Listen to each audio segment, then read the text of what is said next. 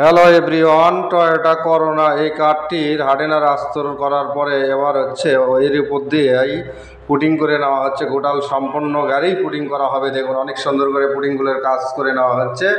এটি হচ্ছে বাম সাইডে পুটিং করা হয়েছে, বনাট করা হয়েছে।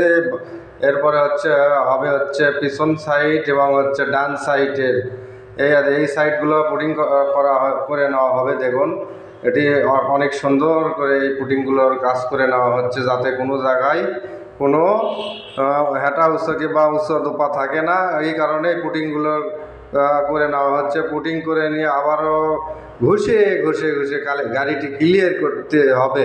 ক্লিয়ার করে আবারও এর মধ্যে রং করতে হবে।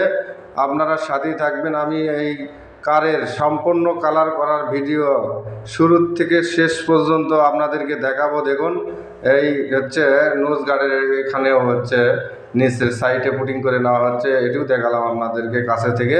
দেখুন এটি টয়োটা করোনা, অনেক পুরাতন একটি গাড়ি। এটি একবারে ব্র্যান্ড নিউ করা হবে, নতুনের মতো করা হবে।